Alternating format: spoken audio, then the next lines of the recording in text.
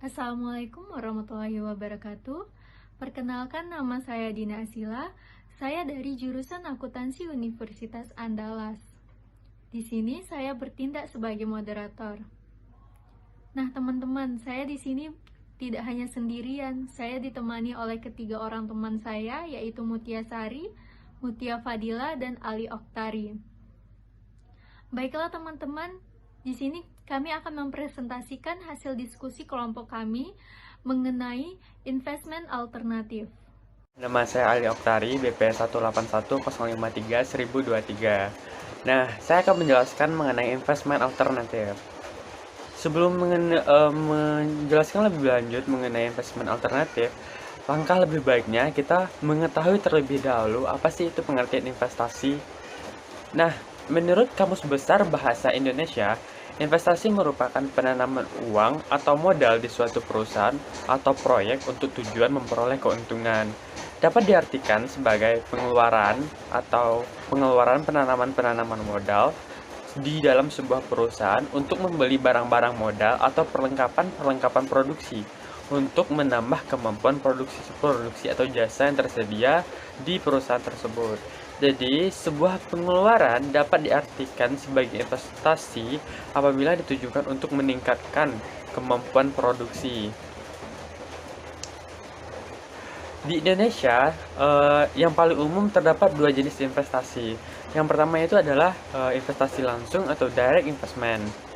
Yang mana investasi langsung ini atau direct investment merupakan penanaman modal yang dilakukan oleh sang investor atau penanam modal itu secara langsung. Mereka menggunakan modalnya untuk membeli langsung aset real yang biasanya berupa emas, tanah, rumah, dan sebagainya. Atau dalam lingkup perusahaan investasi langsung biasanya berupa pembelian mesin, pembukaan lahan perkebunan, tambang, pendirian pabrik, dan lainnya. Selain itu, terdapat pula aset finansial yang terbagi menjadi dua, yaitu aset yang tidak bisa diperjualbelikan, misalnya tabungan atau deposito di bank. Itu merupakan investasi langsung juga yang berupa jenis aset finansialnya. Lalu, yang kedua ada juga aset yang dapat diperjualbelikan. Contohnya adalah investasi di pasar uang dan investasi langsung di pasar modal. Kembali lagi ke pembicaraan tadi. Yang sering dibicarakan mengenai direct investment adalah investasi aset finansial di pasar modal.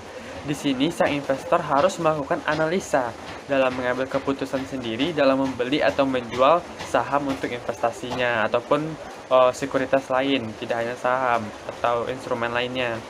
Maka dari itu, investasi ini membutuhkan keterlibatan langsung dari investor dalam mengelola modalnya. Investor tersebut langsung mengelola dana yang ditanamnya itu, karena dia juga memiliki kontrol terhadap kegiatan sehari-hari. Kegiatan saham itu sehari-hari seperti apa, dia yang bertanggung jawab. Investor pun ikut bertanggung jawab secara langsung apabila terjadi loss atau kerugian. Nah, untuk menjalani investasi langsung, kita sebagai investor harus menjadi nasabah sebuah perusahaan yang memiliki izin sebagai PPE atau perantara pedagang efek. Dengan menjadi nasabah perusahaan berizin PPE, kita akan memiliki akses ke bursa untuk menemukan dan mendapatkan pembeli dan juga penjual efek. Adapun contoh dari direct investing ini adalah yang pertama non-marketable financial asset, yang kedua money market financial asset, yang ketiga capital market financial asset, dan yang keempat derivative financial asset yang akan dijelaskan lebih lanjut di slide selanjutnya. Selanjutnya ada yang disebut dengan investasi tidak langsung atau portfolio investment. Dalam investasi ini, sang investor tidak terlibat langsung dalam pengelolaan dana investasinya. Umumnya, investasi tidak langsung hanya berbentuk financial asset yang berupa saham atau obligasi saja. Lalu, siapa yang mengelola dana investasi kita tersebut jika bukan kita langsung atau investornya langsung?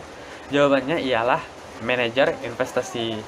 Karena itu, jika menjadi investor dalam investasi tidak langsung, kita tidak perlu yang melakukan namanya analisa, mengambil keputusan dalam investasi. Itu kita serahkan semuanya kepada manajer investasi. Karena itu adalah tugas dari seorang manajer investasi. Dan Peran dari investor itu sendiri pun dalam jenis investasi tidak langsung ini hanya berperan sebagai pemegang saham saja dan tidak perlu hadir secara fisik untuk mengontrol kegiatan sehari-hari pengelolaan investasinya. Biasanya, masyarakat yang ingin melakukan investasi tidak langsung memanfaatkan jasa manajer investasi tadi dengan menggunakan produk yang namanya reksadana. Melalui reksadana, para investor tersebut dikumpulkan dalam suatu wadah dengan maksud untuk menghimpun dana investasi dalam suatu portofolio efek yang kemudian akan dikelola dan dipercayakan oleh manajer investasi tersebut yang akan mengelola dana yang dikumpulkan tadi. Dana tersebut dikelola dan diinvestasikan di berbagai instrumen yang ada di pasar modal oleh manajer investasi. Investor yang memilih investasi tidak langsung biasanya cenderung memilih investasi dalam waktu singkat dan juga investasinya tersebut berjangka pendek. Keuntungan pun didapat dari dividen dan pertumbuhan modal dari saham atau obligasi yang diinvestasikan.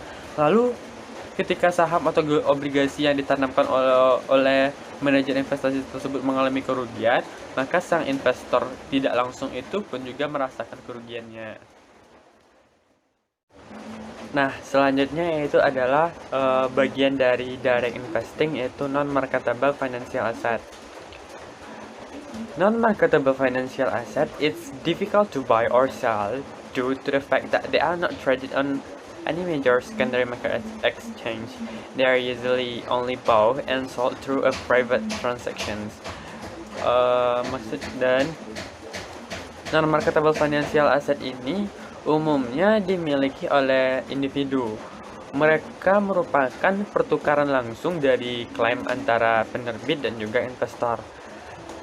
Karakteristik selanjutnya, non-marketable financial ini cepat cair atau liquid atau mudah juga diubah dalam bentuk kas tanpa mengurangi nilai dari si investasinya itu sendiri.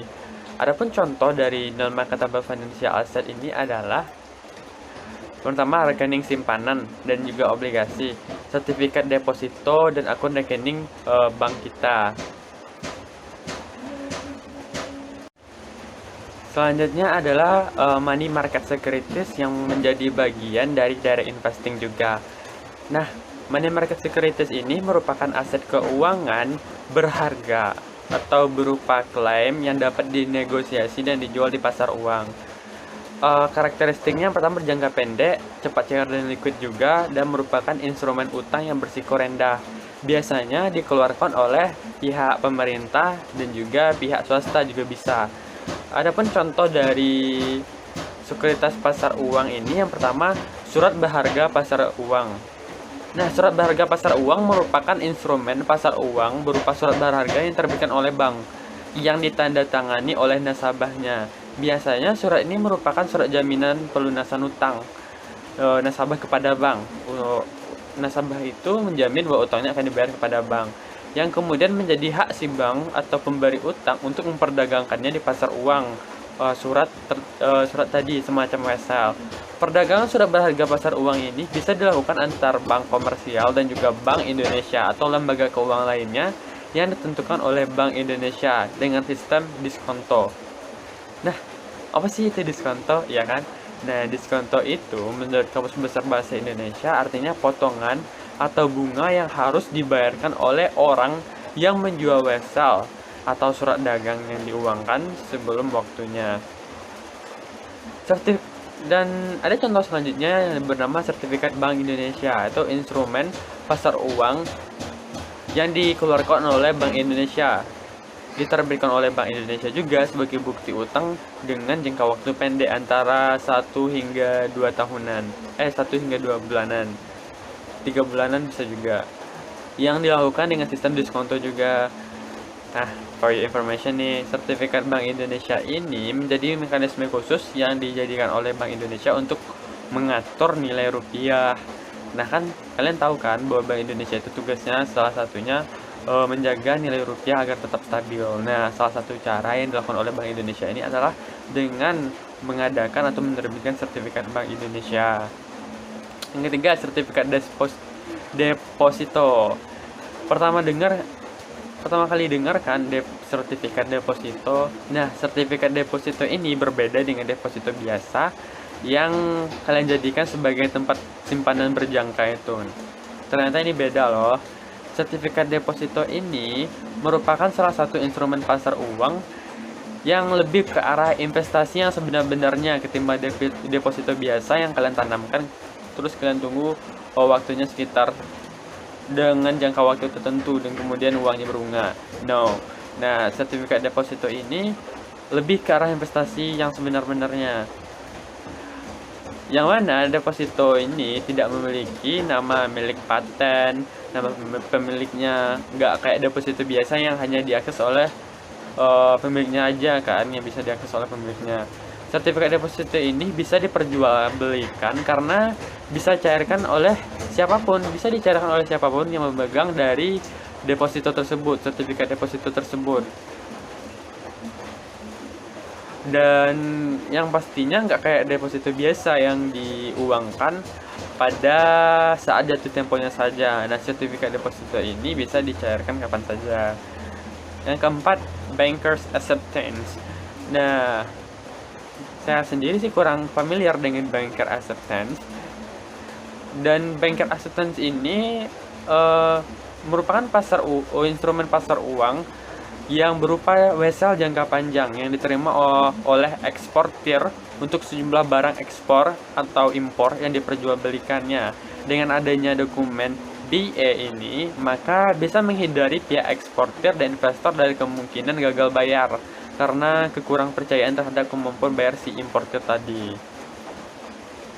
Yang kelima, ada yang dinamakan dengan Treasury Bills. Treasury Bills atau yang disebut juga dengan T-Bills adalah sejenis surat obligasi dari pemerintah yang jangka waktunya itu cukup pendek. Ya, cukup pendek. Menurut sejarahnya, Treasury Bill ini awalnya diterbitkan sebagai obligasi oleh pemerintah Amerika Serikat untuk membiayai keterlibatannya dalam Perang Dunia I.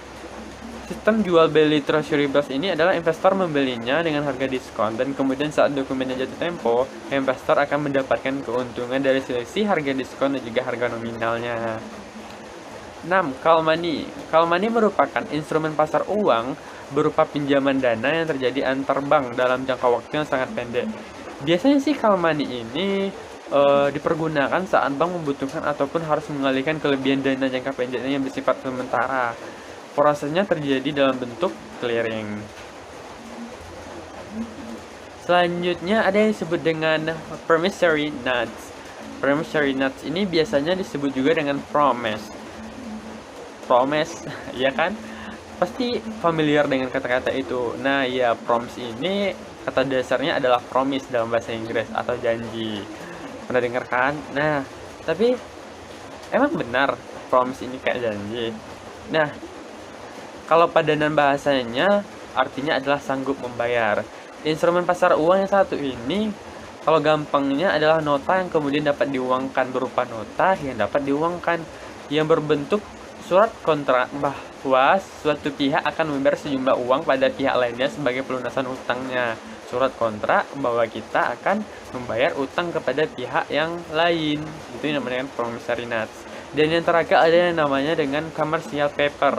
Commercial paper ini atau dalam bahasa Indonesia dapat berupa surat berharga komersial. Merupakan instrumen pasar uang atau instrumen utang yang dikeluarkan oleh suatu pihak yang biasanya sih perusahaan atau bank berkapitalisasi besar kepada investor. Tidak untuk investasi jangka panjang, tapi biasanya untuk membeli inventaris ataupun untuk pengolahan modal kerja yang singkat. Instrumen pasar modal ini tidak lebih dari 1 tahun, biasanya malah hanya 9 bulan saja. Instrumen ini dianggap sebagai alternatif terbaik untuk menambah modal usaha ketimbang menggunakan pembiayaan dari bank. Nah, itu saja sinyalan contoh dari instrumen pasar uang. Nah, selanjutnya bagian dari direct investing adalah capital market securities atau instrumen-instrumen yang ada di dalam pasar modal. Menurut Undang-Undang Perpasar Modal Nomor 8 tahun 1995 tentang pasar modal, mendefinisikan bahwa pasar modal itu sebagai kegiatan yang bersangkutan dengan penawaran umum dan perdagangan efek, perusahaan publik yang berkaitan dengan efek yang diterbitkannya, serta lembaga profesi yang berkaitan dengan efek. Pasar modal atau capital market merupakan pasar untuk berbagai instrumen keuangan jangka panjang yang bisa diperjualbelikan, baik surat utang obligasi, equity atau saham, reksadana, instrumen derivatif yang merupakan instrumen lainnya, ataupun instrumen lainnya. Pasar modal merupakan sarana pendanaan bagi perusahaan maupun institusi lain, misalnya seperti pemerintah, dan sebagai sarana bagi kegiatan berinvestasi. Nah, mereka berkumpul di sini dan melengkapi satu sama lain.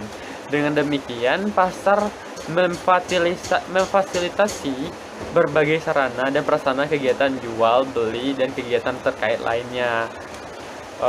Instrumen keuangan yang diperdagangkan di pasar modal merupakan instrumen jangka panjang atau long term yang lebih dari 1 year atau 1 tahun, seperti saham, obligasi, waran, rights, reksadana, dan berbagai instrumen derivatif seperti option, futures, and lain-lain. Instrumen keuangan produk atau produk-produk yang diperdagangkan di pasar modal Indonesia, yang pertama ada saham, yang kedua ada surat utang atau obligasi, yang ketiga ada reksadana, yang keempat ada exchange trade fund atau ETF, dan derivatif yang akan dijelaskan di slide selanjutnya nanti. Nah, undang-undang pasar modal mengatakan bahwa pasar modal ini memiliki peran penting bagi perekonomian suatu negara, tidak hanya di Indonesia saja, di negara lain pun begitu. Karena pasar modal menjalankan dua fungsi. Yang pertama sebagai sarana bagi pendanaan usaha atau sebagai sarana bagi perusahaan untuk mendapatkan atau menghimpun dana dari masyarakat pemodal atau investor. Dan dana yang diperoleh dari pasar modal dapat digunakan untuk pengembangan usaha, ekspansi, penanaman modal kerja, dan lain-lainnya. Dan yang kedua, peran dari pasar modal ini adalah menjadi sarana bagi masyarakat untuk berinvestasi pada instrumen keuangan seperti saham, obligasi, reksadana, dan lain-lain. Itu bisa digunakan oleh masyarakat untuk berinvestasi atau menggunakan kelebihan dananya. Dengan demikian, masyarakat dapat menempatkan dana yang dimilikinya sesuai dengan karakteristik keuntungan, risiko, dan juga keinginan masing-masing dari investor tersebut mengenai instrumen yang diinginkannya. Selanjutnya, bond atau obligasi yang merupakan bagian dari capital market securities, dan capital market securities ini juga merupakan bagian dari direct investing. Menurut Dr. Andes Bambang Rianto tahun 1977, obligasi adalah suatu pengakuan hutang yang dikeluarkan oleh pemerintah atau perusahaan privat atau lembaga-lembaga lain sebagai pihak yang berhutang yang mempunyai nilai nominal tertentu dan kesanggupan untuk membayar bunga secara periodik atas dasar persentase yang telah ditetapkan. Nah, pembeli dari kupon obligasi yang baru diterbitkan meminjamkan uangnya pada penerbit yang bersepakat untuk membayar pokok dan juga bunga itu, atau yang ingin memiliki hutang itu. Obligasi merupakan sekuritas dengan pendapatan yang tetap. Karakteristiknya yang pertama, pembeli mengetahui arus kas di masa yang akan datang, dan yang kedua, bunga dan pokok pembayaran juga sudah diketahui dari awalnya. Jadi nanti jumlah bunganya, kuponnya, dan juga pokoknya itu sudah diketahui dari awal sesuai dengan kesepakatan antara kedua belah pihak. Baiklah, selanjutnya yang akan melanjutkan presentasi yang membahas tentang investasi langsung ini adalah saya, Mutiasari. Selanjutnya yang kita bahas adalah karakteristik obligasi, seperti yang sudah dijelaskan oleh rekan saya tadi mengenai definisi obligasi. Selanjutnya yang kita bahas adalah karakteristik obligasi. Yang pertama adalah obligasi itu memiliki karakteristik berjangka waktu panjang. Yang kedua adalah obligasi tersebut harga dikutip sebagai persentase dari per value-nya. Per value itu atau nilai nominal adalah nilai tebusan dari sebuah obligasi yang dibayarkan pada saat jatuh tempo. Karakteristik yang ketiga adalah pembeli obligasi harus membayar harga obligasi ditambah dengan bunga yang masih harus dibayar sejak setengah tahun terakhir pembayaran bunga tersebut. Harga tersebut dikutip tanpa bunga yang masih harus dibayar. Karakteristik selanjutnya adalah obligasi ini jika terjual sebelum tanggal jatuh tempo, harga akan ditentukan berdasarkan tingkat bunga pada saat itu, baik itu premium ataupun diskon. Premium itu adalah jumlahnya di atas nilai nominal, sedangkan kalau diskonto itu jumlahnya di bawah nilai nominal. Selanjutnya, pembahasan yang akan saya jelaskan adalah mengenai inovasi dari obligasi. Yang pertama adalah obligasi tanpa kupon atau zero coupon bond. Obligasi ini merupakan obligasi yang dijual tanpa memiliki kupon. Ia dijual dengan prinsip diskon atau di bawah nilai nominal. Obligasi ini tingkat pengembaliannya tetap, mengurangi tingkat risiko reinvestasi. Selanjutnya, obligasi ini ditebus dengan nilai nominal pada saat jatuh tempo. Ia tidak menerima bunga secara periodik. Obligasi ini sangat merespon perubahan suku bunga. Ia juga kurang terkenal di kalangan investor yang terkena pajak. Dan obligasi ini memiliki call feature atau hak untuk membeli kembali obligasi yang telah dijual sebelum jatuh tempo. Selanjutnya, kita membahas tentang tipe obligasi yang umum. Yang ada dua. Yang pertama adalah tipe obligasi pemerintah. Yang kedua adalah tipe obligasi perusahaan. Yang pertama kita bahas adalah tipe obligasi pemerintah. Obligasi pemerintah ini atau government bond itu digunakan untuk pendanaan dalam utang pemerintah. Pembayaran kuponnya bersifat semi-anual.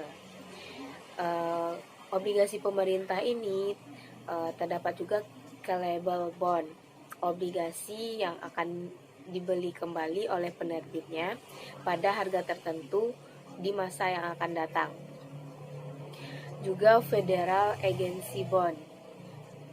Selanjutnya, obligasi pemerintah itu terdiri juga atas Municipal Bond. Ia diterbitkan oleh pemerintah lokal untuk mendanai high-wise, pendidikan, dan capital project lainnya.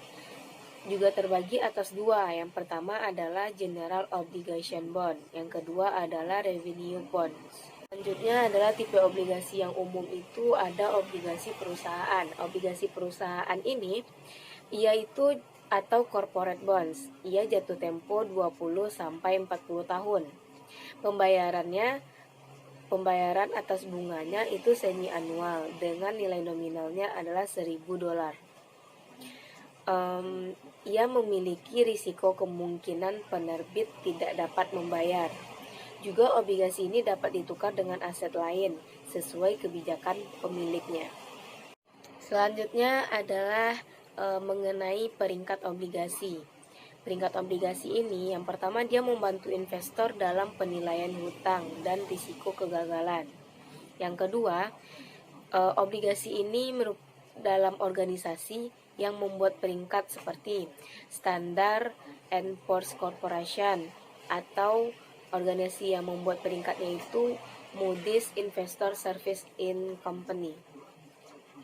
Yang ketiga, peringkat obligasi itu perusahaan yang membuat peringkat melakukan analisis kredit untuk para investor. Dan peringkat obligasi yang selanjutnya adalah menekankan pada probabilitas kegagalan para emiten. Itulah kegunaan dari peringkat obligasi. Seperti yang dijelaskan oleh teman saya tadi, ada beberapa peringkat obligasi berdasarkan Moody dan Standard & Poor's. Pada peringkat obligasi berdasarkan Moody, terdiri dari 9 peringkat. Yang paling tinggi adalah AAA dengan interpretasi kualitas utama, dan paling rendah yaitu C dengan interpretasi peringkat rendah. Sedangkan peringkat obligasi berdasarkan Standard & Poor's memiliki 12 kategori peringkat. Peringkat yang paling tinggi yaitu AAA dengan interpretasi peringkat paling tinggi, dan paling rendah yaitu D dengan interpretasi peringkat sangat gagal. Masih pada peringkat obligasi, di sini dibagi atas dua, yaitu investment grade dan speculative securities. Nah, investment grade ini terdiri dari peringkat AAA, AA, A, dan BBB. Peringkat ini bisa dikategorikan bahwa perusahaan dianggap memiliki kemampuan yang cukup untuk melunasi hutangnya. Sedangkan spekulatif sekuritas yang terdiri dari BB, B, CCC, dan C bisa dikategorikan perusahaan dianggap memiliki kemampuan yang dirugikan untuk melunasi hutangnya. Baiklah, selanjutnya kita masuk pada materi securitization atau asset-backed sekuritas atau efek beragun aset. Merubah pinjaman individu yang tidak cair dan berisiko menjadi sekuritas yang lebih cair dan kurang berisiko, sehingga sering disebut asset-backed sekuritas.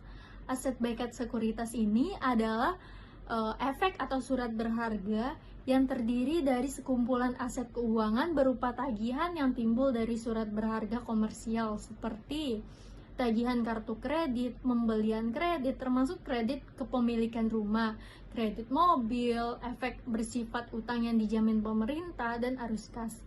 Nah, dalam prosesnya, kreditor awal mengalihkan aset keuangannya kepada para pemegang efek beragun aset. Aset keuangan yang dikumpulkan menjadi satu menjadikan aset yang kecil dan tidak berharga menjadi bernilai. Dengan adanya diversifikasi tersebut akan mengurangi tingkat resiko. Sekuritas aset ini membuat aset-aset ini dapat menjadikan sarana investasi dari para investor. Baiklah, selanjutnya kita masuk pada materi modal saham. Kita harus mengetahui dulu apa itu saham. Saham adalah surat berharga yang menunjukkan bagian kepemilikan dalam suatu perusahaan, menunjukkan kontrol atas manajemen. Setidaknya pada prinsipnya pemegang saham memiliki hak suara yang penting, menunjukkan perseorangan terbatas. Para investor tidak dapat kehilangan lebih dari yang mereka investasikan jika perusahaan bangkrut. Jenis modal saham terbagi atas dua, yaitu saham preferen dan saham biasa. Di sini saya akan membahas mengenai saham preferen.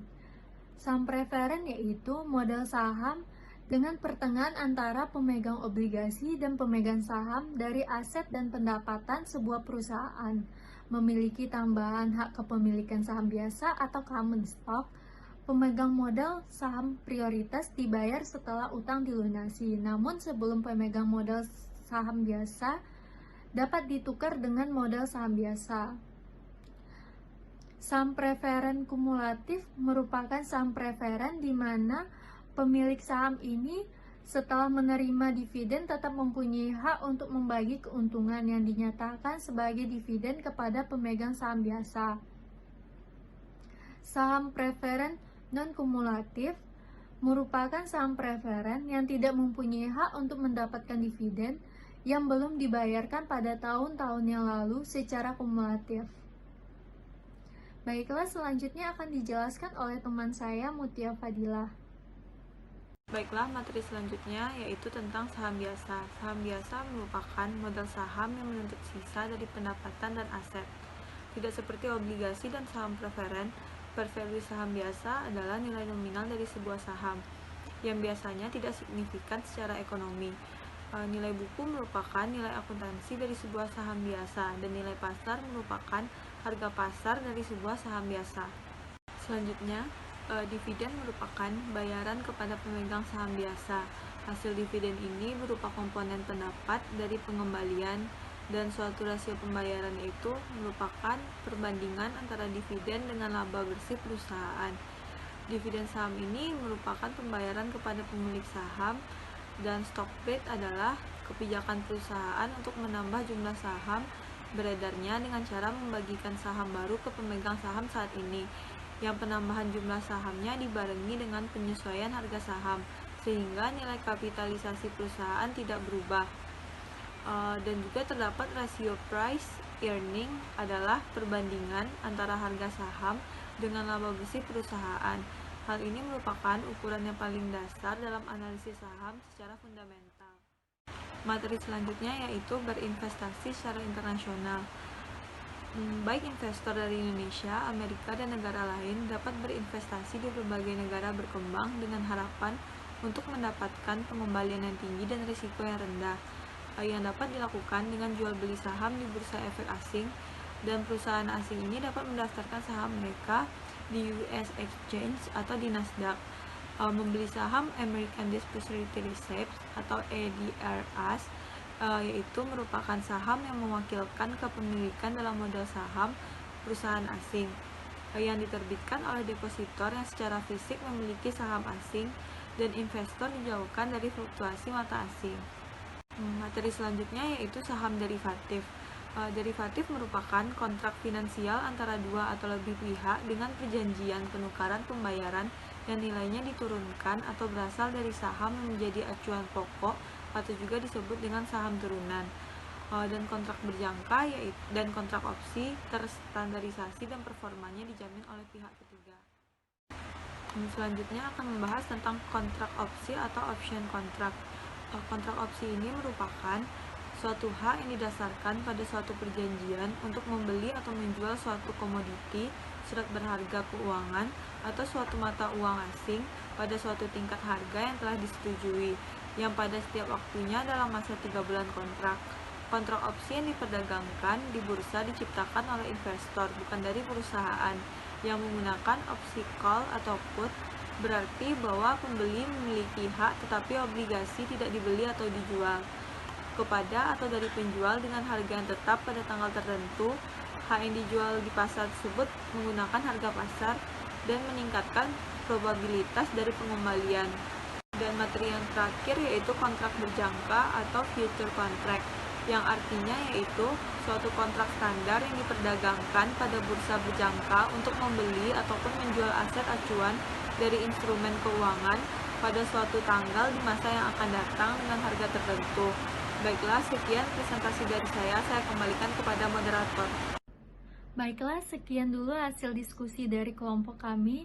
Apabila ada kesalahan, mohon dimaafkan. Wabillahi taufiq wal hidayah. Wassalamualaikum warahmatullahi wabarakatuh.